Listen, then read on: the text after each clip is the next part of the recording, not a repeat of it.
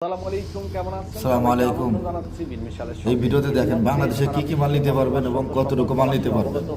ভিডিওটি শেষ পর্যন্ত দেখেন। গতকালের বাজেটে ব্যাগেজ এই নীতিমালা, শেয়ার মোবাইল ফোন ও স্বর্ণ অলংকার নেওয়ার ক্ষেত্রে কিছুটা পরিবর্তন এসেছে, বিধিনিষেধ জারি করা হয়েছে। এরপরে আমাদের কাছে সব থেকে বেশি প্রশ্ন আসতে শুরু করেছে, কোন কোন জিনিসগুলো আমরা শুল্কমুক্ত ভাবে নিতে পারবো, যাতে আমরা কাস্টমসের ঝামেলা এড়াতে পারি। তাই আমি আপনাদের জন্য সরাসরি কাস্টমসের অফিসিয়াল ওয়েবসাইট থেকে তথ্যগুলো সংগ্রহ করে রেখেছি, জানিয়ে দেওয়ার চেষ্টা করব কোনগুলো আপনি শুল্কমুক্তভাবে দেশে নিতে পারবেন কোনো ঝামেলা ছাড়া। এবং মোবাইল ফোন ও স্বর্ণ অলংকার নেওয়ার ক্ষেত্রেও অনেকের প্রশ্ন অনেক বেশি, কিভাবে কি করতে হবে।